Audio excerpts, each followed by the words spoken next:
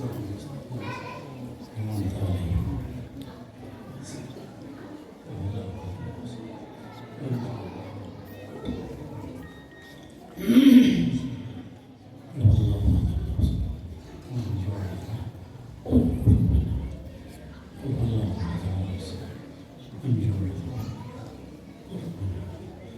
محمد وآل الأطهار اللهم صل على محمد وآل محمد محمد وآل محمد بلند ترسل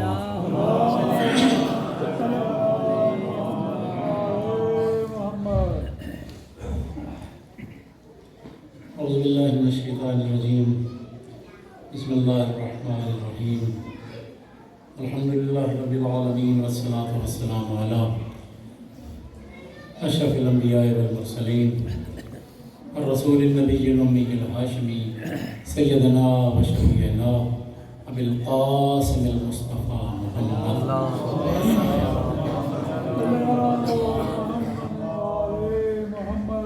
وعلى آل بيته الطيبين الطاهرين الهداة المهديين المعصومين المظلومين ولعنة الدائمة على أعدائهم أجمعين أما بعد فقد قال الله تعالى عز اسمه في محكم كتابه ونطق خطابه بسم الله الرحمن الرحيم وعسى أن تكرهوا شيئا وهو خير لكم وعسى أن تحبوا شيئا وهو شر لكم والله يعلم وأنتم لا تعلمون سبق پڑھیے مل کے سارے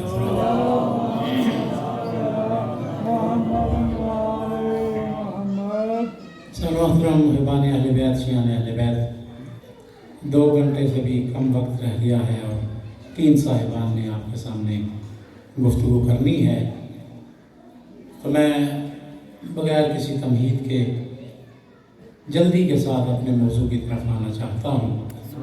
آپ اپنی توجہات میری طرف رکھیے گا۔ آپ کے سامنے اللہ کی لا ریب کتاب کی چند لفظوں کو تلاوت کرنے کا شرف حاصل کیا ہے، جس میں اللہ لوگوں کی جہالت اور اپنے علم کا اظہار کرتے ہوئے ارشاد فرما رہا ہے وَعَسَىٰ أَن تَكْرَهُوا شَيْئًا وَهُوَ خَيْرٌ لَكُمْ، کہ عین ممکن ہے کہ تم کسی چیز کو ناپسند کرتے ہو اور اللہ نے اسی میں تمہارے لیے خیر رکھا ہے۔ عین ممکن ہے کہ تم کسی چیز کو ناپسند کرتے ہو اور اس میں تمہارے لیے خیر ہو۔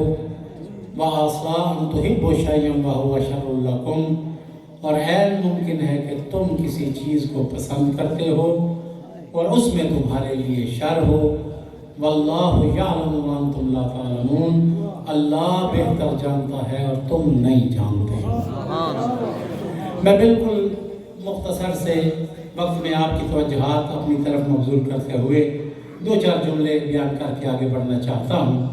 میرے بھائیوں، بالکل سادہ سا ترجمہ اس آیت کا آپ کے سامنے کیا ہے، اور دنیا کا ہر عقل مند کہ عین ممکن ہے کہ تم کسی چیز کو ناپسند کرتے ہو اور اس میں تمہارے لیے خیر چھپا ہوا ہو، اور عین ممکن ہے کہ تم کسی چیز کو پسند کرتے ہو اور اس میں تمہارے لیے شر ہو۔ اللہ جانتا ہے اور تم نہیں جانتے۔ یہ اس آیت کے ترجمے ہی کو دیکھنے سے دنیا کا ہر عقل مند اس بات کا اقرار کرنے پر مجبور ہے کہ ہر مومن پہ اللہ نے لازم قرار دیا کہ اسے پسند کرے جسے اللہ پسند کرتا ہے۔ اپنی عقلوں پہ اعتبار نہ کرے، اپنی سمجھ اور بوجھ پہ اعتبار نہ کرے، اپنے مزاج پہ اعتبار نہ کرے، بلکہ اسے پسند کرے۔ ہر مومن پہ، ہر متقی پر، ہر پرہیزگار پر اللہ نے یہ لازم کیا ہے کہ اسے پسند کرے جسے اللہ پسند کرتا ہے، اور اسے ناپسند کرے جسے اللہ ناپسند کرتا ہے۔ اور میرے بھائیو، یاد رکھیں کہ اگر کوئی بندہ اپنے مزاج کو چھوڑ کر اللہ کے مطابق اپنے مزاج کو کرتا ہے تو وہ ہر برائی سے بچ جاتا ہے اور خیر کی طرف چلا جاتا ہے۔ وہ فائدے میں رہتا ہے دنیا میں بھی اور آخرت میں بھی، اگر وہ اللہ کی بنائی ہوئی چیز کو جسے اللہ پسند کرتا ہے وہ پسند کر لے تو وہ فائدے میں رہتا ہے۔ میں بالکل ایک چھوٹی سی مثال دے کر کہ جو الفاظ کہے اس کی مثال آپ کے سامنے آ جائے اور میں آگے بڑھ جاؤں. میں نے گزارش کیا کہ میرے بھائیوں جو اللہ کی پسند کو پسند کرتا ہے تو وہ فائدے میں رہتے ہیں، اور جو اپنی مرضی کرتے ہیں تو وہ نقصان میں رہتے ہیں. اب ایک مثال پیش کر دینا چاہتا ہوں کہ جو اللہ کی پسند کو پسند کرتے ہیں ان کے حصے میں غدیر آیا کرتا ہے، اور جو اپنی مرضی کرتے ہیں ان کے حصے میں سقیفہ آ جایا کرتا ہے. لازم ہے کہ بندہ اس کو پسند کرے جسے اللہ پسند کرتا ہے. جن ہستیوں سے منسوب یہ دن ہے، جس شخصیت سے منسوب یہ دن ہے، وہ اور ان کے گھر والے. میرے بھائیو یاد رکھیں کہ اہل بیت کا دنیا کے ساتھ فرق ہی یہ ہے کہ اہل بیت وہ مقدس گروہ ہیں جو ہمیشہ اسے پسند کرتے ہیں جسے اللہ پسند کرتا ہے. اس لیے کہ باقی لوگوں کو دیکھیں گے تو کوئی 50% اللہ کی پسند کو پسند کرتا ہے، کوئی 60% پسند کرتا ہے، کوئی 40% پسند کرتا ہے، مگر پیغمبر خدا اور ان کی اہل بیت وہ مقدس گروہ ہے کہ جو کبھی بھی اپنی مرضی کی کسی چیز کو پسند نہیں کرتے. ان کی پسند بھی وہ ہے جو اللہ کی ہے، اور ان کی ناپسند بھی وہ ہے جو اللہ کی ہے. پھر انہوں نے اپنے چاہنے والوں کا ایک گروہ تیار کیا، ان کی ایسی تربیت فرمائی کہ وہ گروہ بھی اسی کو پسند کرتا ہے جسے یا مصطفیٰ پسند کرتا ہے یا مرتضیٰ پسند کرتا ہے. اللہ کا سچا بندہ وہ کہ جو اللہ کی پسند کو پسند کرتا ہے، پیغمبر خدا کا سچا امتی وہ جو مصطفیٰ کی بات کو پسند کرتا ہے، اور مولا علی کا اصلی شیعہ وہ جو مرتضیٰ کی بات کو پسند کرتا ہے. تاریخ میں اگر آپ دیکھیں تو بڑے بڑے گروہ جو ہیں، بڑے بڑے لوگ جو ہیں وہ اہل بیت نے تربیت فرمائے ہیں. ایک شخص ہے، نام ہے اس کا سعد اسود. معصوم نہیں ہے مگر ہے اہل بیت کا چاہنے والا. نام ہے سعد، اور اسود کہتے ہیں کالے رنگ کو. چونکہ یہ حبشی تھا تو سعد اسود سب کہتے ہیں. سعد کو بعض لوگ جو ہیں وہ تانے دیتے ہیں، پاس بٹھانا پسند نہیں کرتے، اس لیے کہ رنگ کالا ہے، بدن سے پسینہ بہتا ہے. پیغمبر کی بارگاہ میں آیا، لوگ اس کو اپنے گھر میں داخلے کی اجازت نہیں دیتے. یہ سعد اسود اہل بیت کا چاہنے والا مولا علی کا شیعہ جو ہے وہ پیغمبر کی بارگاہ میں آیا اور آپ کہنے لگا یا رسول اللہ ایک سوال کرنا چاہتا ہوں کہ دنیا میں کوئی بندہ، دنیا کا کوئی سردار پسند نہیں کرتا کہ مجھے اپنے گھر میں داخل کرے. میں اتنا پوچھنا چاہتا ہوں کہیں قیامت کے روز جنت میں داخلے پہ پابندی تو نہیں لگ جائے گی؟ وہ اللہ نے جو اتنی پیاری جنت بنائی ہے، کہیں وہاں کا اصول بھی یہ تو نہیں کہ جو بدصورت لوگ ہیں، جن کی شکل اچھی نہیں، جن کا رنگ گورا نہیں، تو خدا بھی کہہ دے کہ میری جنت اتنی پیاری، تو یہ کہاں سے آ گئے؟ پیغمبر خدا نے دیکھا اور دیکھ کے ارشاد فرمایا سعد پریشان نہ ہو، یہ دنیا کے معیار ہیں کہ وہ گورے رنگ کو پسند کرتی ہے، مگر اللہ کا معیار کچھ اور ہے. ان اکرمکم عند اللہ اتقاکم. اللہ لوگوں کے گورے رنگ کو نہیں دیکھتا، وہ لوگوں کے تقوی کو دیکھا کرتا ہے. وہ لوگوں کے تقوی کو دیکھتا ہے. اور اگر تیرا تقوی اس درجے کا ہے تو یاد رکھ کہ اگر تو مصطفیٰ کی اطاعت کرتا ہے اور علی کی سیرت پہ عمل کرتا ہے تو یاد رکھ پھر مقام وہ نہیں آئے گا کہ تو جنت کا مشتاق ہوگا، مقام وہ آ جائے گا کہ جنت تیری مشتاق ہوتی ہوئی نظر آئے.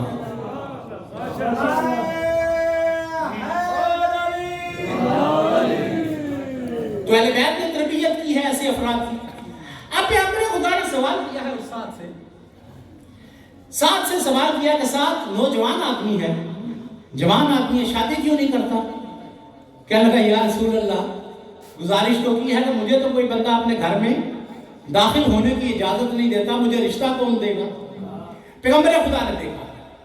دیکھنے کے بعد پیغمبر خدا ارشاد فرماتے ہیں کہ نہیں سعد فلاں انصاری سردار کے گھر میں چلا جا، فلاں انصاری سردار کے گھر میں چلا جا اور دو کام کرنے ہیں تو نے.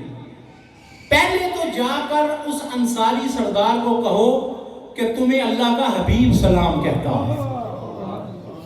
انصاری سردار وہ جو سب سے بڑے رتبے والا ہے، وہ جو مربو والا ہے، وہ جو امیر ہے، وہ جو کبیر ہے، اس کو کہو کہ اللہ کا حبیب تمہیں سلام دیتا ہے۔ سلام کے بعد پھر دوسرا پیغام دینا کہ اللہ کا حبیب کہتا ہے کہ میں تمہیں حکم دیتا ہوں کہ اپنی بیٹی کا عقد جو ہے وہ سعد اسود کے ساتھ کر دے، سعد کے ساتھ کر دے۔ سعد کہتا ہے کہ میں نے ان کی اس بات کو سنا اور دل میں پریشان بھی ہوا کہ حکم تو اللہ کے رسول کا ہے، مگر وہ اتنا بڑا سردار۔ بہرحال سعد چلا گیا، سعد گیا اس انصاری کے دروازے پہ جا کے دق الباب کیا۔ وہ انصاری باہر آیا، ہاں بھائی سعد کیا بات ہے؟ کہا اللہ کے رسول نے 2 پیغام دیے۔ کیا پیغام دیا؟ کہا پہلا پیغام اللہ کے حبیب نے دیا ہے کہ سعد کو میرا سلام، سعد اس انصاری سردار کو میرا سلام کہہ دے۔ پہلے تو اللہ کے رسول نے تیرے لیے سلام بھیجا ہے۔ اس نے کہا دوسرا پیغام بعد میں سنانا، ابھی مجھے لوگوں سے گفتگو کر لے لیتے۔ روایت کرتی ہے اس نے کچھ لوگ جو گھر میں بیٹھے تھے انہیں بلایا، کچھ پڑوسیوں کو بلایا اور کہا کہ دنیا والوں یاد رکھو کہ یہ سعد اللہ کے رسول کا پیغام لایا ہے اور اللہ کے رسول نے میری طرف سلام بھیجا ہے۔ تم میں سے کوئی بندہ ہے کہ جس کی طرف اللہ کے رسول نے پیغام بھیجا ہو؟ انہوں نے کہا نہیں، ہماری طرف تو آج تک سلام نہیں آیا۔ پیغمبر خدا سے ملاقات ہوتی ہے تو سلام ہو جاتا ہے، مگر اللہ کے رسول نے آج تک ہمیں سلام نہیں بھیجا ہے۔ اے انصاری سردار، تیری شان بڑی بلند ہے، ہم مان گئے کہ تیرا مرتبہ بڑا بلند ہے کہ تجھے اللہ کی رحمت سلام بھیج رہی ہے۔ جب انصاری نے منوا لیا نا تو کہنے لگا آپ اس بات کا یاد رکھنا کہ جو میرا مقام اور مرتبہ ہے وہ کسی اور کا نہیں۔ کیوں؟ کیونکہ اللہ کے حبیب نے میری طرف سلام بھیجا ہے۔ تو میں کہتا ہوں اب دنیا کو اور اس انصاری سردار کو بھی غور کرنا چاہیے، اور جس کی طرف اللہ کا رسول ایک دفعہ سلام بھیجے، جب اس کا کوئی صحابی مقابلہ نہیں کر سکتا تو جس بی بی کے دروازے پہ رک کے آیت تطہیر کی دن میں کئی دفعہ تلاوت کرتا تھا، اس کا کائنات میں کون مقابلہ کر سکتا؟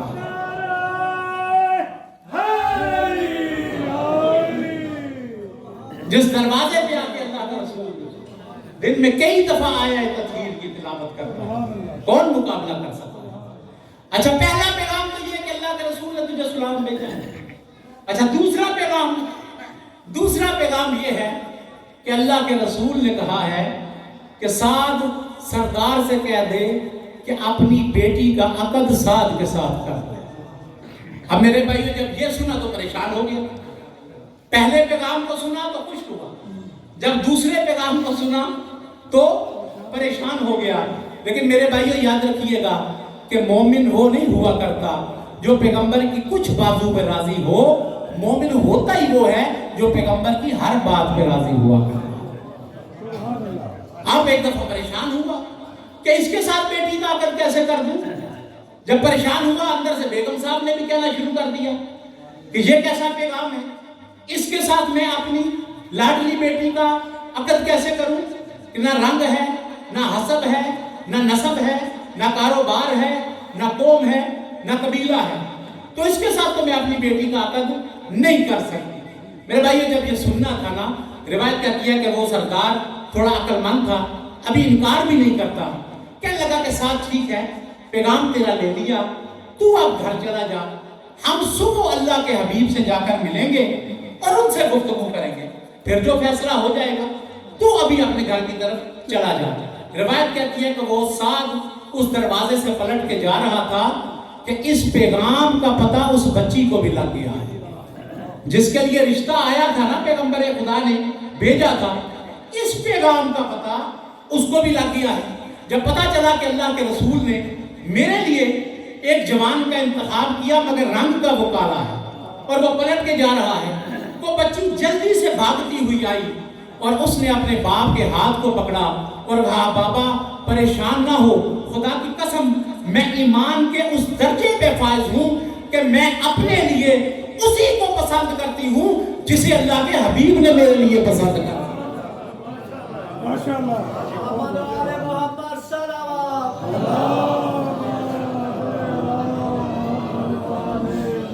میں اسی کو پسند کرتی ہوں جسے اللہ کا حبیب میرے لیے پسند کرتا ہے۔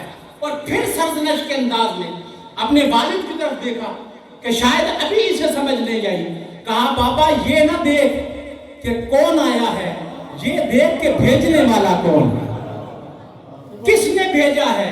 اور یاد رکھ میری ماں، پھر پہلے باپ سے خطاب کیا، پھر اپنی ماں سے خطاب کیا اور کہا کہ اس کو معمولی نہ سمجھنا، اس کو نہ دیکھو کہ کون آیا ہے، یہ دیکھو کہ بھیجا کس نے ہے۔ اور قسم با خدا میں اس بات کو جانتی ہوں کہ اس کو بھیجنے والا اللہ کا حبیب ہے۔ اگر یہ آج ہمارے گھر سے چلا گیا تو اس گھر سے ہر خیر بھی چلا جائے گا اور ہر خوبی بھی چلی جائے گی۔ بھیجنے والا اللہ کا، میں اسی کو پسند کرتی ہوں جسے اللہ کے حبیب نے میرے لیے پسند کیا ہے۔ تو میرے بھائیوں، کامیابی اسی میں ہے کہ دیکھا جائے کہ خدا کسے پسند کرتا ہے اور مصطفیٰ کسے پسند کرتا ہے۔ جس بات کو مصطفیٰ پسند کرے، جس بات کو خدا پسند کرے، اس کو جاننا بھی ہے اور اس کے مطابق عمل بھی کرنا ہے۔ اللہ کی محبت یا اللہ کی پسند، یہ دو طرح سے ہے۔ ایک ہے کہ کون ہے وہ بندہ جو اللہ سے سچی محبت کرتا ہے، اس بات کو بھی جاننا چاہیے۔ ان کی نشانیاں کیا ہیں کہ جو اللہ سے محبت رکھتے ہیں وہ بندے کیسے ہوتے ہیں، اور کون ہیں وہ افراد اور کیسے ہوتے ہیں وہ بندے جنہیں اللہ پسند کرتا ہے۔ وہ بندے کیسے ہیں جو اللہ سے محبت کرتے ہیں، اور وہ بندے کیسے ہوا کرتے ہیں کہ جن سے اللہ محبت کرتا ہے۔ میرے بھائیوں، اگر یہ دو چیزیں آپ جاننا چاہتے ہیں تو کم سے کم 3 شخصیات کی طرف رجوع کریں۔ اگر آپ جاننا چاہتے ہیں کہ جو اللہ سے سچی محبت کرتے ہیں، جو اللہ کو حقیقت میں دوست رکھتے ہیں، وہ کیسے ہوتے ہیں، تو خلیل خدا کی زندگی کا مطالعہ کرنا ہوگا۔ اور اگر آپ جاننا چاہتے ہیں کہ وہ کیسے ہوتے ہیں جن سے اللہ محبت کرتا ہے، تو حبیب خدا کی زندگی کا مطالعہ کرنا۔ خلیل یعنی وہ دوست جو آپ سے محبت رکھتا ہے، اور حبیب وہ دوست کہ جس سے آپ محبت رکھتے ہیں۔ اگر آپ جاننا چاہتے ہیں کہ جو اللہ سے سچی محبت رکھے، دعویٰ تو سارے کرتے ہیں، دعوے کی تو بات نہیں، جو اللہ سے حقیقی محبت کرتے ہیں وہ کیسے ہوتے ہیں، تو خلیل خدا کی زندگی کا مطالعہ کریں۔ اور اگر آپ جاننا چاہتے ہیں کہ اللہ جن سے محبت کرتا ہے، تو حبیب خدا کی زندگی کا مطالعہ کریں۔ اور حضرت ابراہیم علیہ السلام، سلوات پڑھیں گے کے ساتھ۔ شیخ صدوق نے علل الشرائع میں بھی اور علامہ مجلسی نے بہار میں بہت ساری روایات نقل کی ہیں کہ اللہ نے حضرت ابراہیم کو کیوں اپنا خلیل بنایا۔ ایک روایت میں ہے کہ اللہ نے اس لیے خلیل بنایا کہ غریبوں کو کھانا بڑا کھلایا کرتے تھے۔ ایک روایت میں ہے کہ اللہ نے اس لیے خلیل بنایا کہ اللہ کے سامنے سجدہ ریز بڑا ہوا کرتے تھے۔ ایک روایت میں ہے کہ اللہ نے اس لیے خلیل بنایا کہ محمد و آل محمد پہ درود بڑی کثرت سے پڑھا۔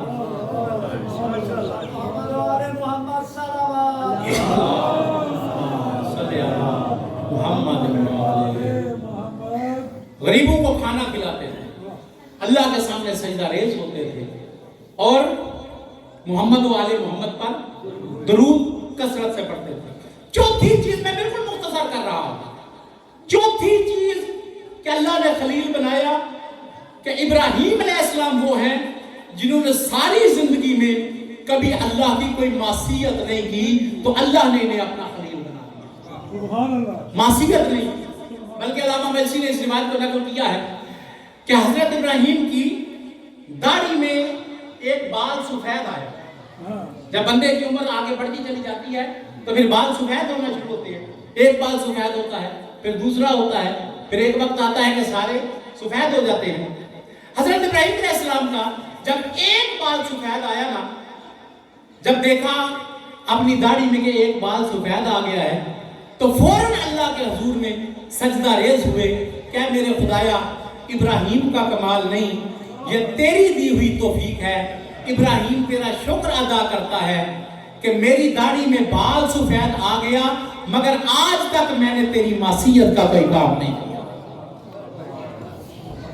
اللہ نے خلیل بنا دیا۔ اور پانچویں چیز جو روایات میں ہے کہ اللہ نے خلیل کیوں بنایا، کہ اس لیے کہ حضرت ابراہیم علیہ السلام کمالات کے اس معیار پہ جا پہنچے کہ جہاں پر انسان نہیں بلکہ معصوم فرشتے جب حضرت کے کمالات کو دیکھتے تھے تو کمالات کو دیکھ کے حیران ہو جایا کہ کوئی انسان کیسے جو ہے وہ اتنے کمالات کا حامل ہو سکتا ہے۔ بس میرے بھائیو لفظ دو ہیں، ایک ہے خلیل خدا اور دوسرا ہے حبیب خدا۔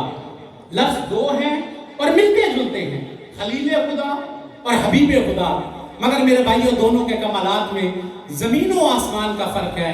خدا کی قسم روایات کہتی ہیں کہ جس کے کمالات کو دیکھ کر معصوم فرشتے پریشان ہو جائیں اسے خلیل خدا کہتے ہیں، اور جس کے کمالات کو دیکھ کے خلیل حیران رہ جائے اسے حبیب خدا کہتے ہیں۔ نعرہ تکبیر، اللہ اکبر، نعرہ رسالت، نعرہ حیدری۔ جس کے کمالات کو دیکھ کر خلیل پریشان ہو جائے اور حیران ہو جائے اسے حبیب خدا کہا کرتے ہیں۔ اور میرے بھائیوں معمولی ذات نہیں ہے، خدا کی قسم میرے جیسا بندہ اگر پیغمبر کے سامنے جا کر کہے نا، میرے جیسا گناہگار، میرے جیسا ادنا، میرے جیسا چھوٹا بندہ اگر کہتا کہ یا رسول اللہ میں آپ کا غلام ہوں، تو پیغمبر کی شان کا پتہ نہیں چلتا ہے، بلکہ جب پوری کائنات کا آقا و مولا علی ابن ابی طالب اپنے سر کو جھکا کے کہتا ہے انا عبد من عبید محمد، میں محمد کے غلاموں میں سے ہی غلام ہوں، تب پیغمبر کی شان کا پتہ چلتا ہے۔ اور یہ وہ ذات ہے کہ جس کے اوپر کائنات کا ہر باعظمت ناز کرتا ہوا نظر آتا ہے، ہر باعظمت ناز کرتا ہوا نظر آتا ہے۔ میں بس دو ان ہستیوں کا تذکرہ کر دوں جو کائنات میں سب سے زیادہ عظمت والے ہیں۔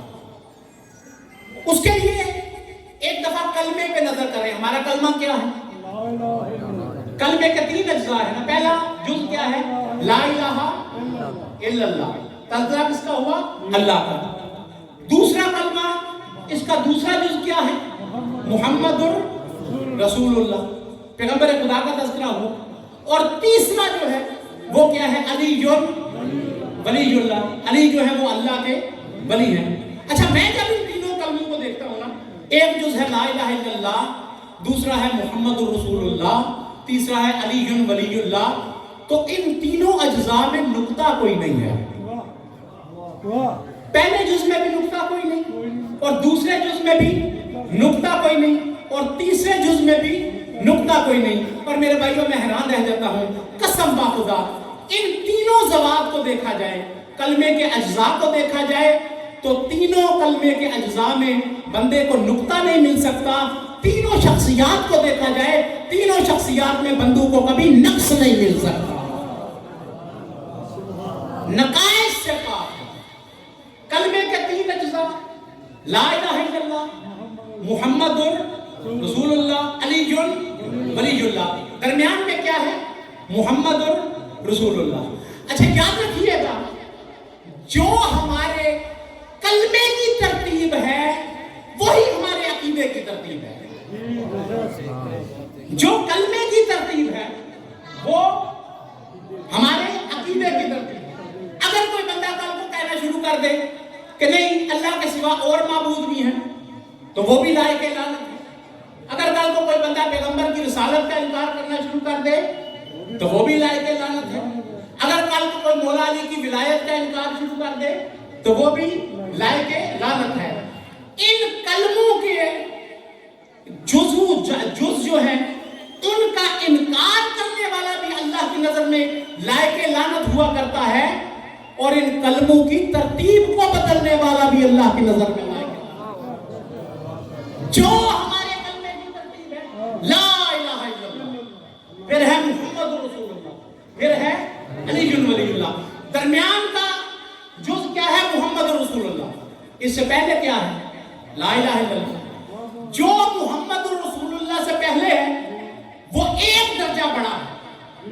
पैगंबर खुदा से अल्लाह के सिवा कोई बड़ा है कायनात में? कोई नहीं है। मुहम्मद रसूलुल्लाह से जो पहले है वो मोहम्मद से एक दर्जा बड़ा है, और जो मोहम्मद रसूलुल्लाह के बाद बिला फस्ल है उससे मोहम्मद रसूलुल्लाह एक दर्जा बड़ा है। एक वो जो मोहम्मद से एक दर्जा बड़ा है, और एक जो बाद में है उससे मोहम्मद एक दर्जा बड़ा है। मगर मैं कहा करता हूँ कसम बा खुदा, सैयदा के बाबा का कायनात में कौन मुकाबला कर सकता है? वो जो मोहम्मद से एक दर्जा बड़ा है वो इसके बंदा होने पे नाज करता हुआ नजर आता है, जो एक दर्जा बाद में है वो इसके मौला होने पे नाज करता है, जिस पे अल्लाह भी नाज करता हुआ नजर आए और जिस पे कायनात का मौला अली भी नाज करता हुआ नजर आए, उसे मोहम्मद रसूलुल्लाह कहते हैं। तो मेरे भाई ये याद रखिएगा कि अगर आप जानना चाहते हैं कि जो अल्लाह से सच्ची मोहब्बत करते हैं वो कैसे होते हैं, तो खलील खुदा की जिंदगी को पढ़ो। और अगर आप देखना चाहते हैं कि अल्लाह जिससे मोहब्बत करता है तो फिर हबीब खुदा की जिंदगी का मुताला करो। ये तो हो गई दो शख्सियत, लेकिन मैंने कहा था एक और भी शख्सियत है।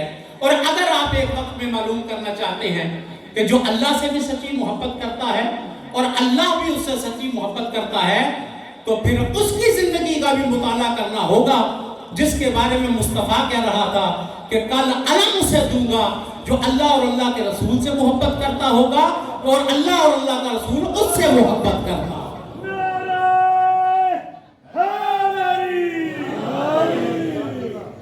और कामयाब है वो बंदा जो अल्लाह की पसंद को पसंद करता है, और कामयाब है वो बंदा जो मुस्तफा की पसंद को पसंद करता है।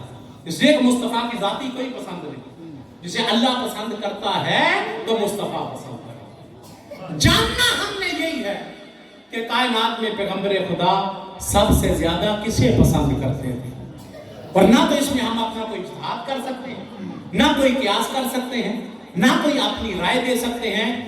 मुस्तफा किसे सबसे ज्यादा पसंद करता है, इसके लिए खुद पैगंबर की तरफ रुजू करना होगा कि या रसूलल्लाह आप सबसे ज्यादा किसे पसंद करते हैं? तो अल्लाह का हबीब कहता हुआ नजर आता है, खुदा की कसम मर्दों में मुस्तफा जिसे सबसे ज्यादा पसंद करता है उसे अली इब्न अबी तालिब कहते हैं, और मस्तूरात में जिसे पसंद करता है उसे फातिमा तो ज़हरा कहते हैं।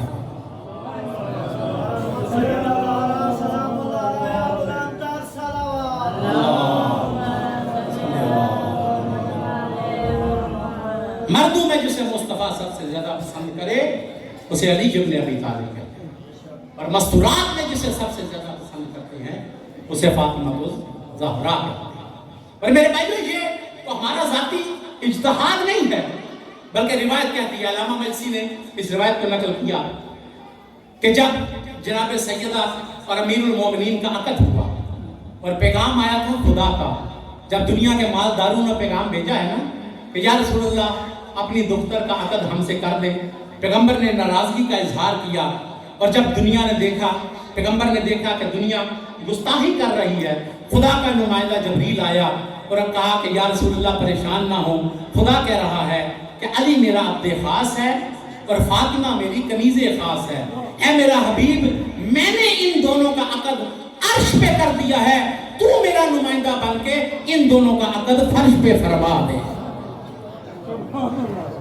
मैंने अक़द कर दिया, दोनों का अर्श पे कर दिया है, और तू फर्श पे इनका निकाह करवा दे। पैगंबर खुदा ने मदीने वालों को इतला दी कि आपको सैयदा के लिए पैगाम ना भेजे। रिवायत कहती है कि रिश्ता हो गया है, निकाह हो गया है, और जब जनाब सैयदा पैगंबर खुदा के घर से रुखसत होके मौला अली के घर में तशरीफ लाई, पैगंबर खुदा ने कहा या अली आप चलें, मैं भी कुछ देर में आ रहा हूँ। अल्लामा मजसी ने नकल किया कि पैगंबर खुदा आए, दाईं तरफ अमीरुल मोमिनीन को बिठाया, बाईं तरफ जनाब सैयदा को बिठाया, दरमियान में पैगंबर खुदा तशरीफ फरमा है, और उसके बाद अपनी लख्ते जिगर की तरफ देखा, और देखने के बाद इरशाद फरमाया कि मेरी बेटी याद रख, सारी जिंदगी अली की अताअत करनी है। क्यों करनी है?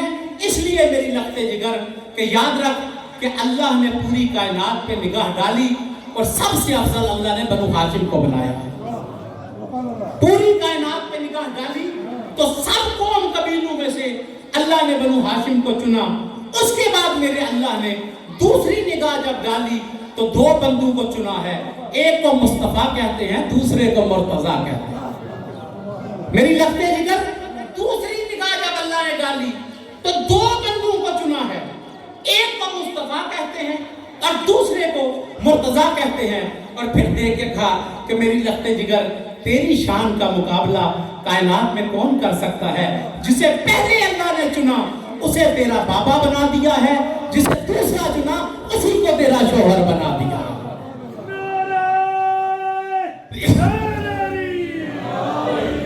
اسی کو تیرا شوہر بنا دیا۔ جو کمالات اللہ نے اس گھرانے کو عطا کیے ہیں کائنات میں کسی کو عطا نہیں۔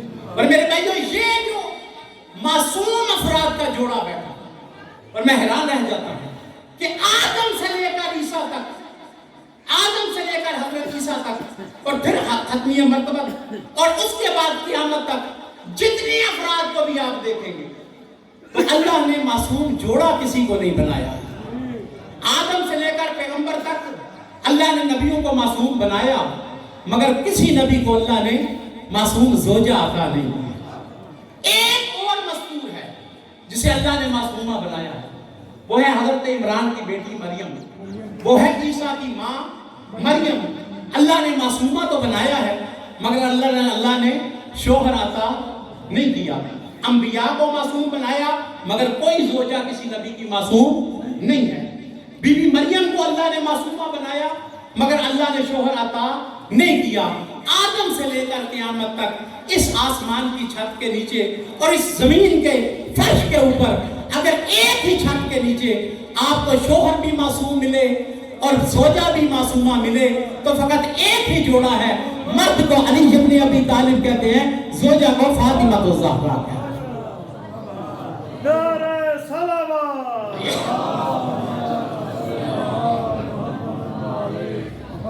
گر فاطمہ زہرا کا جب شان کا گھر ہے، گر فاطمہ زہرا کا جب شان کا گھر ہے، یہ وحی کی منزل ہے، یہ قرآن کا گھر ہے۔ مقابلہ نہیں کرنا ان ہستی۔ گر فاطمہ زہرا کا عجب شان کا گھر ہے، یہ وحی کی منزل ہے، یہ قرآن کا گھر ہے۔ اسلام کے ماحول میں ایمان کا گھر ہے، مومن کی منافق کی پہچان کا گھر ہے۔ گر فاطمہ زہرا کا عجب شان کا گھر ہے، یہ وحی کی منزل ہے، یہ قرآن کا گھر ہے۔ اسلام کے ماحول میں ایمان کا گھر ہے، مومن کی منافق کی پہچان کا گھر ہے۔ کچھ لوگ مرے جاتے ہیں اس رنج و محن میں، اس گھر کا جو دروازہ ہے مسجد کے صحن میں، ان کے پاک ہونے کی شہادت مسجد کا دروازہ بھی دے رہا ہے کہ ان کے سوا کوئی نہیں کہ جس کا دروازہ مسجد کی طرف کھلا ہو۔ اللہ نے اس گھر کو نبوت سے نوازا، کیا کہ کمالات عطا کی ہیں۔ اللہ نے اس گھر کو نبوت سے نوازا، عصمت سے، امامت سے، ولایت سے نوازا، اس گھر کی ہر فرد کو آیت سے نوازا۔ اللہ نے اس گھر کو نبوت سے نوازا، عصمت سے، امامت سے، ولایت سے نوازا، اس گھر کی ہر فرد کو آیت سے نوازا۔ امکان کی بس آخری سرحد نظر آیا، جس فرد کو دیکھا وہ محمد نظر آیا۔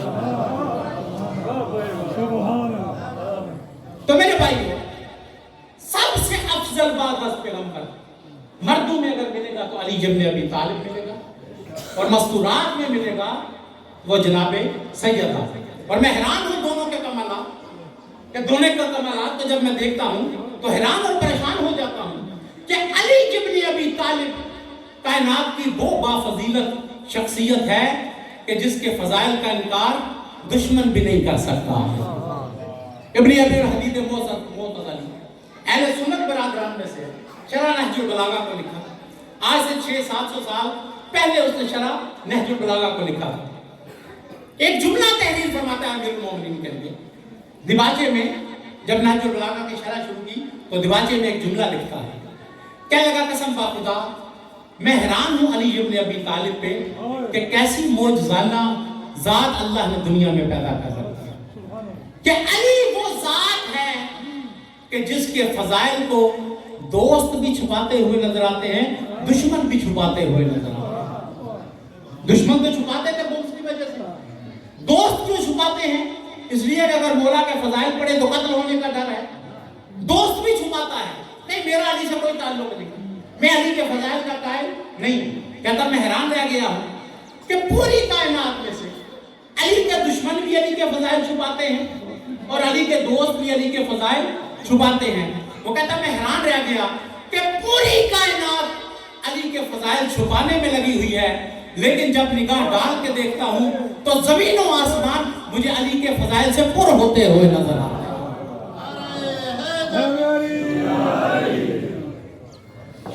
چھپانے کی کوشش کرتے ہیں مگر چھپا نہیں سکتے.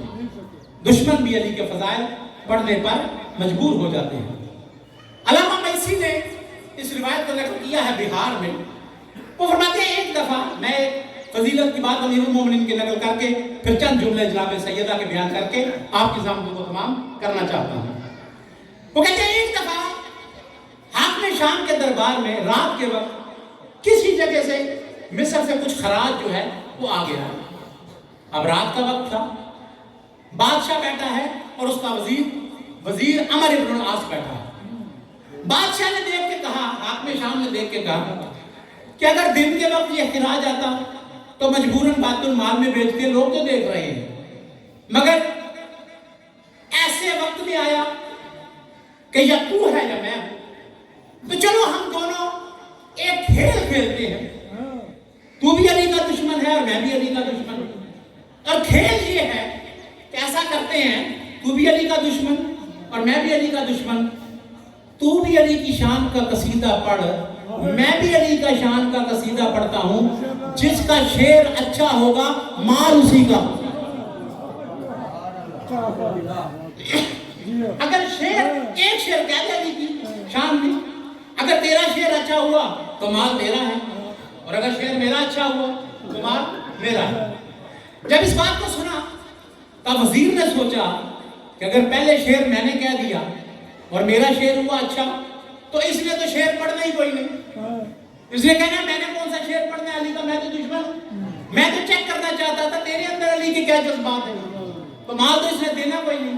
اس نے کہا نہیں جناب شعر پڑھتے ہیں مگر میں وزیر ہوں آپ بادشاہ, تو پہلا شعر تو بادشاہ کو پڑھنا چاہیے تو پھر وزیر کو پڑھنا چاہیے. حاکم شام یزید کا بابا, اب دیکھ کے علامہ ویسی کہتے ہیں اس نے شعر پڑھا. وہ کہتا ہے خیر البریہ بادہ احمد حیدر فالناس ارض والوسیع السماء. خدا کی قسم محمد مصطفیٰ کے بعد اگر کوئی پوری کائنات میں افضل ہے تو اسے علی ابن ابی طالب ہے.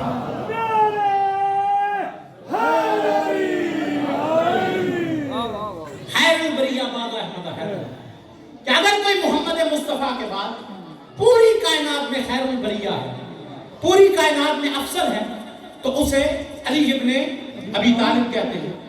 خیر البریہ پیدا احمد حیدر فالناس ارض والوسیع السماء. خدا کی قسم علی بلند تو ہے مگر پتہ نہیں چلتا علی کتنا بلند ہے. میں اگلا جملہ کہتا ہوں تاکہ پتہ چلے کہ علی کتنا بلند ہے. وہ کہتا ہے خدا کی قسم کائنات کے سارے بافضیلت انسانوں کو علی کے مد مقابل میں رکھ کے دیکھا ہے. ہر کوئی زمین نظر آتا ہے, علی آسمان نظر آتا ہے.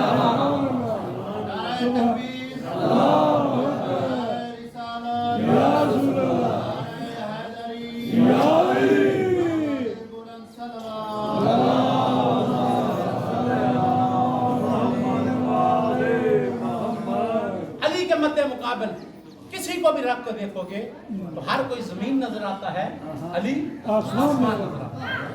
اب جب اس نے یہ کہا, یہ شعر پڑھا ہے, تو اسی کے وزن پہ اب دوسرے نے حاکم شام نے شعر پڑھ دیا. اب وزیر دیکھ کے کہتا ہے, دیکھ کے کہنے لگا خدا کی قسم معاویہ یاد رکھ تو بھی ہے علی کا دشمن اور میں بھی ہوں علی کا دشمن. تو بھی علی کا دشمن ہے, میں بھی علی کا دشمن ہوں, اور میں آج اقرار کرتا ہوں کہ علی اس صاحب فضل کو کہتے ہیں کہ جس کی فضیلت کا انکار معاویہ جیسا دشمن بھی نہیں کر سکتا.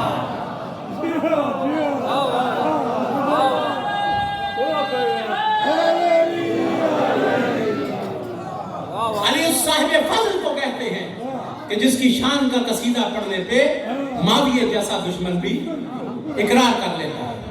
روایت لکھتی ہے کہ وہاں پہ یزید بھی بیٹھا تھا، وہاں پر یزید بھی بیٹھا تھا. جب اس نے دونوں کے اشعار کو سنا نا کہ میرا بابا بھی دشمن، اس نے بھی علی کی شان بیان کر دی، اور اس کے بعد یہ عمر ابن العاص بھی دشمن، اس نے بھی علی کی شان کا قصیدہ پڑھ دیا ہے.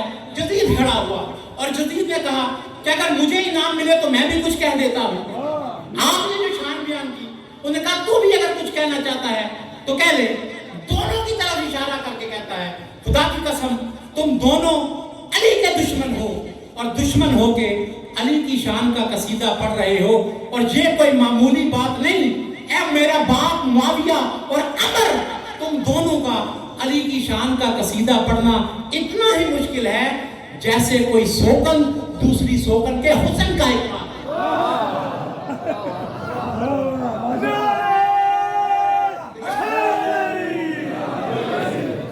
جیسے کوئی سوکن کچھ بھی ہو جائے، مرتی مر جائے، مگر اپنی سوکن کے حسن کا اقرار نہیں کرتی. اتنا مشکل ہے تمہارا علی کی شان کا قصیدہ پڑھنا، اور علی کی شان کا قصیدہ پڑھنا یہ تمہارا کمال نہیں، یہ علی کے فضائل کا کمال بنتا ہے.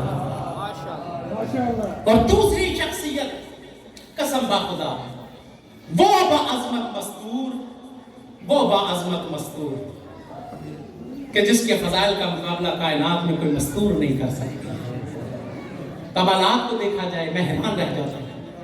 وقت مختصر ہے، میں اس میں چند اشارے ہی کر سکتا ہوں. یہ بی بی وہ ہے جو ولادت سے پہلے بھی جس کے فضائل دنیا میں نمایاں ہوتے ہوئے نظر آتے ہیں، جو شکم مادر میں اپنی ماں کی غم گسار بنتی ہوئی نظر آئے، اسے فاطمہ الزہرا ہے. پیغمبر خدا گھر میں تشریف لاتے ہیں، اور گھر میں تشریف لانے کے بعد باہر سے سنا کہ خدیجہ الکبریٰ کسی سے گفتگو کر رہی ہے. خدیجہ کی آواز آتی ہے، پھر کسی بچے کی آواز آتی ہے. جب گھر میں داخل ہوئے تو جناب خدیجہ الکبریٰ اکیلی ہیں، کوئی نہیں ہے. کہا خدیجہ میں نے باہر سے سنا کہ آپ کسی سے باتیں کر رہی ہیں، اور کوئی آپ سے باتیں کر رہا تھا. کہا یا رسول اللہ ہاں باتیں کر رہا تھا، لیکن خدیجہ گھر میں مجھے نظر کوئی نہیں آیا. کہا یا رسول اللہ آپ جانتے ہیں نا یہ سارے کا سارا شہر مکہ کا آپ کا بھی دشمن ہے، میرا بھی مخالف ہے. جب سے میں نے آپ سے عقد کیا آپ کا بھی مخالف جو بھی آتا ہے وہ مجھے پریشان کرتا ہے. تو یہ کوئی عام بندہ نہیں، یہ جو میرے شکم میں بچہ ہے اللہ نے اسے ایسا بنایا کہ یہ مجھے بار بار دلاسے دیتا ہے، یہ بچہ میری غم گساری کرتا ہے. پیغمبر خدا نے دیکھ کے کہا کہ خدیجہ پھر سن میں تجھے خبر دیتا ہوں، یہ بچہ نہیں ہے یہ بچی ہے، اور اللہ نے اسے ایسی عظمت عطا کی ہے کہ یہ بچی فقط بچی بن کے نہیں آئے گی، جب دنیا میں آئے گی خود بھی معصومہ ہوگی، 11 معصوم اماموں کی ماں بنتی ہوئی نظر آئے. اس کی نسل سے اللہ 11 معصوم امام پیدا کر دیں گے. خدیجہ الکبریٰ کی دختر کائنات میں کس فضیلت حامل ہے. دنیا میں تشریف لاتی ہیں، اور دنیا میں بھی جب تشریف لائی تو اللہ نے وہ فضائل عطا کیے ہیں کہ جب دنیا میں آئی ہیں تو دایا گیری کے لیے حوریں بھی آتی ہوئی نظر آتی ہیں، آسیہ و مریم بھی آتی ہوئی نظر آتی ہیں، جس کی ولادت میں کوئی گناہگار ہاتھ شامل نہیں. اللہ کی معصوم حوریں تشریف لائی، آسیہ و مریم دنیا میں آتی ہوئی نظر آتی ہیں. اور روایت کہتی ہے کہ اس کے آگے آپ بڑھ جائیں، یہ 2 مرحلے ہوئے. تیسرا مرحلہ جناب سیدہ کا کہ اللہ نے کیا فضائل عطا کیے ہیں. روایت کہتی ہے کہ جناب ام سلمہ سے کسی نے کہا تھا کہ ام سلمہ بچی کا دھیان رکھنا، بچی کی ماں دنیا سے چلی گئی ہے، فاطمہ ابھی چھوٹی ہے، اصول تہذیب اچھے انداز سے سکھا. تیری محبت ہے نا تو بچی کو اصول تہذیب ذرا اچھے انداز سے سکھانا. دیکھ کے جناب ام سلمہ نے کہا نہیں تم شاید فاطمہ کی معرفت نہیں رکھتی، میں اسے اصول تہذیب نہیں سکھاتی، وہ مجھے اصول تہذیب سکھایا تھا. عالم غیر دنیا کی تعلیم کی ضرورت نہیں، تعلیم اسے دے یا خدا تعلیم دے سکتا ہے یا مصطفیٰ تعلیم دے سکتا ہے. اصول تہذیب میں اس سے سیکھتی ہوں، میں اپنی اصلاح کرتی ہوئی نظر آتی ہوں.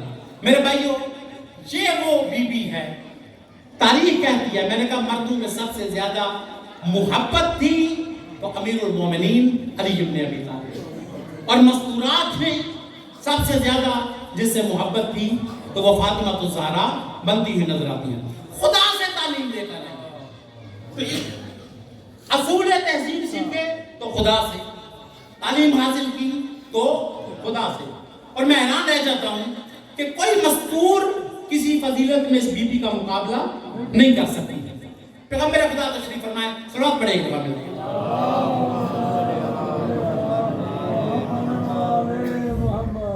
صحابہ اکرام کا مجمع ہے، صحابہ اکرام کا مجمع، امیر المومنین تشریف فرما رہی ہے مسجد میں. پیغمبر خدا نے صحابہ اکرام کے مجمع میں سوال کیا کہ مجھے بتاؤ کہ تم مجھ سے پڑھ چکے ہیں، بڑا زیادہ پڑھ چکے، بتاؤ کہ کسی مستور کے لیے سب سے بہتر چیز کون سی ہو سکتی ہے؟ کسی مستور کے لیے سب سے بہتر چیز کون سی ہو سکتی ہے؟ کسی نے کوئی جواب دیا، کسی نے کوئی جواب دیا، لیکن پیغمبر خدا جو ہے، ایک بندے نے جواب دیا کہ مستور کے لیے سخی ہونا بہتر ہے. پیغمبر خدا نے جواب کو پسند نہیں فرمایا. کسی نے کہا کہ مستور کے لیے نماز پڑھنا بہت اچھا ہے. فرمایا اچھا تو ہے مگر جو میں جواب چاہتا ہوں وہ یہ نہیں ہے. ہر صحابی اپنی معرفت کے لحاظ سے بات کر رہا ہے کہ مستور کے لیے سب سے بہتر چیز کون سی ہے. روایت کہتی ہے کہ یہ بات جناب سیدہ تک پہنچی کہ پیغمبر نے سوال کیا ہے اور کوئی مرد جواب نہیں دے رہا کہ مستور کے لیے سب سے بہتر چیز کیا ہے. جناب سیدہ کے پاس جب یہ پیغام پہنچا، جناب سیدہ نے اپنی کنیز کو بھیجا اور جا کے کہا کہ میرے بابا سے کہے کہ آپ کی لخت جگر کہتی ہے کہ سیدہ کی نظر میں کسی مستور کے لیے سب سے بہتر چیز یہ ہے کہ کوئی کسی غیر مرد کی نگاہ کبھی اس پہ نہ پڑے اور اس کی نگاہ کبھی کسی غیر مرد پہ نہ پڑے. سب سے بہتر چیز جو ہے وہ یہ ہے کہ کسی غیر مرد کی نگاہ اس پہ نہ پڑے. پیغمبر خدا کو جب بتایا گیا کہ یہ جواب آیا ہے کہ مستور کے لیے سب سے بہتر یہ ہے کہ کسی غیر مرد کی نگاہ اس پہ نہ پڑے اور اس مستور کی نگاہ غیر پہ نہ پڑے، پیغمبر خدا خوشی سے کھڑے ہوئے اور فرمایا کہ یہ جواب فاطمہ کیوں نہ دیتی؟ الفاطمہ تو بزا تو منی، فاطمہ مصطفیٰ کا ٹکڑا ہے. چونکہ فاطمہ مصطفیٰ کا ٹکڑا ہے لہذا فاطمہ ہی یہ جواب دے سکتی تھی. بس میرے بھائیوں، قبلہ صاحب تشریف لے آئے. دو جملے مسائل کے میں پڑھنا چاہتا ہوں، تفصیلاً انشاءاللہ بعد میں قبلہ صاحب بھی پڑھیں گے اور میرے بعد بہت اچھے مصاحبان حاجی محمد حسن صاحب آ رہے ہیں، وہ انشاءاللہ مکمل شہادت آپ کو سنائیں گے. اور دو چار جملے میں بھی کہنا چاہتا ہوں. ایک دفعہ سبات پڑھیں قبلہ کی آمد.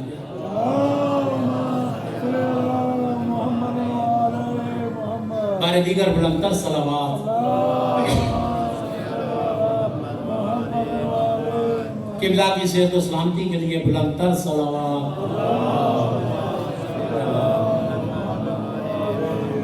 بس میرے بھائیو دو چار جملے مسائل کے آپ کے گوش گزار کرنا چاہتا ہوں کہ روایات کہتی ہیں کہ پیغمبر خدا کو اس مستور سے بڑی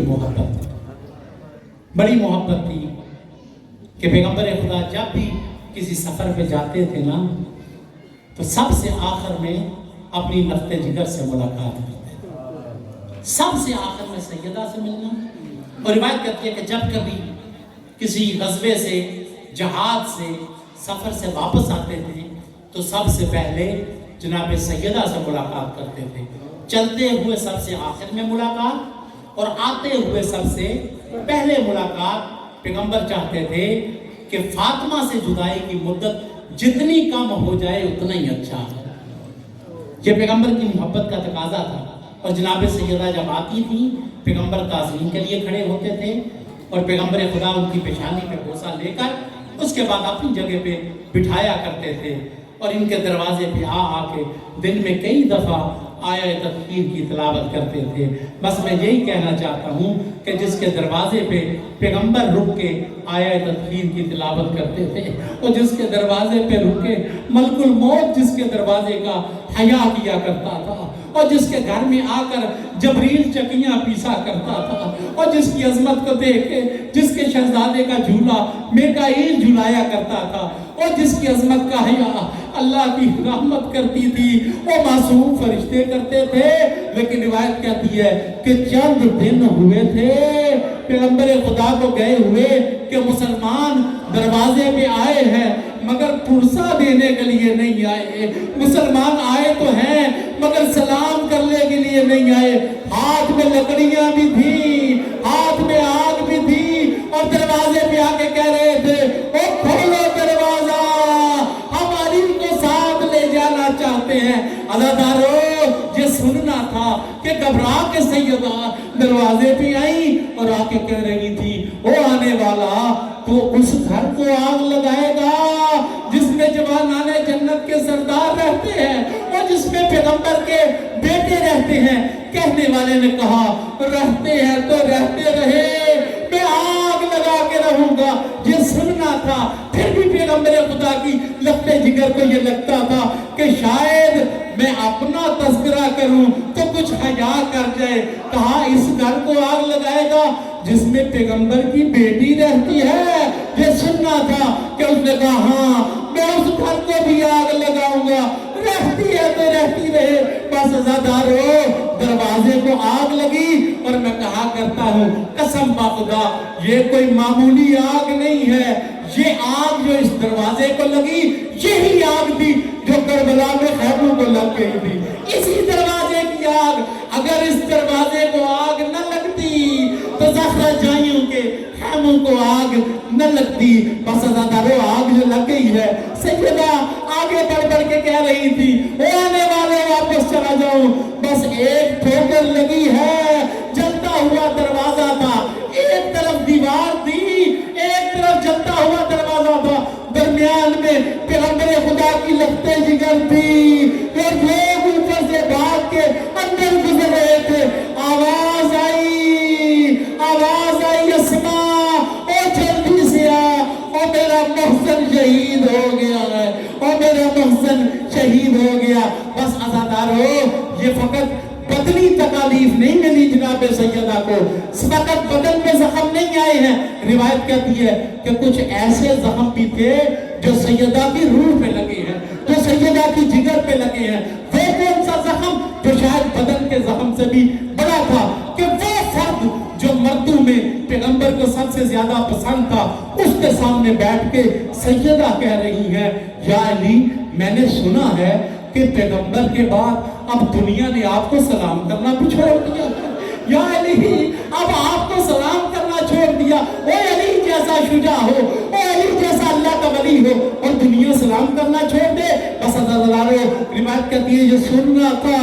अली ने देख के कहा सैयदा, मैं आपको परेशान नहीं करना चाहता, मैं आपके दिल को मखजून नहीं करना चाहता, लेकिन हकीकत तो ये है, फकत ये हकीकत नहीं कि दुनिया अली को सलाम नहीं करती, हकीकत तो ये है कि अली सलाम करता है, कोई जवाब दे नहीं पसंद नहीं करता। अली के सलाम को सुन के दुनिया रुख फेर लेती है। बस यही परेशानियां थी कि 75 दिन तक रही है जिंदा, इससे ज्यादा जिंदा नहीं रह सकी है, और वसीयत करके गई थी कि या अली, मेरे जनाजे में वो ना आए और जिन्होंने मुझे तकलीफ दी है। रात की तारीकी में अली इब्न अबी तालिब पैगंबर की लफ्ते जिगर का जनाजा लेकर चले हैं। बस अल्लाह ने लिखा है कि लेकर गए, खुद ही खुदाई कब्र मिली है, और कब्र के पास अली जब लेकर गए हैं लाशे को, तो कब्र के अंदर से पैगंबर के दो बाजू बरामद हुए। या अली, मेरी अमानत को मेरे हवाले कर दे। बस अज़ादारो, हवाले किया।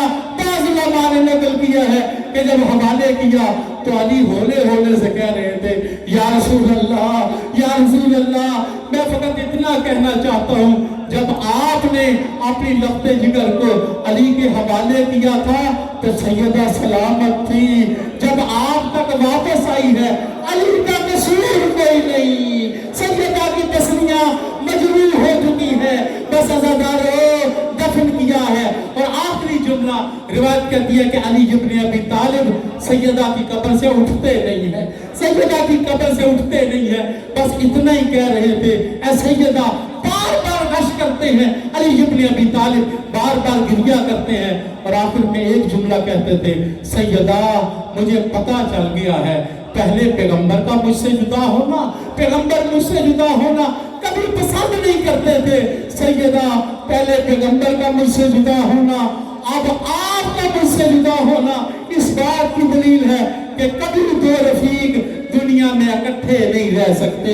اگر اکٹھے رہ سکتے نہ پیغمبر مجھ سے جدا ہوتے نہ آپ کبھی جدا ہوتی۔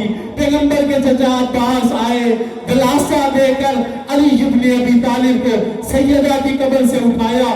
بس میں اتنا ہی کہنا چاہتا ہوں کہ علی اٹھنا نہیں چاہتے تھے مگر بڑی محبت کے ساتھ اور بڑی شفقت کے ساتھ چچا آئے جو باپ کی جگہ پہ، یا علی آپ کی سیدہ سے بڑی محبت تھی، مگر اٹھئے چلیے آپ نے گھر میں، آپ چلے، بڑی محبت سے جدا کر کے لے گئے۔ بس اتنا ہی کہوں گا، یا علی حضرت عباس کا، آپ کے چچا کا، آپ کو سیدہ کی قبر سے جدا کرنا یہ اور ہے، اور شمر کا تماچو کے ساتھ اور سکینہ کا حسین کے لاشے سے جدا کرنا یہ اور منظر پیش کر رہا ہے۔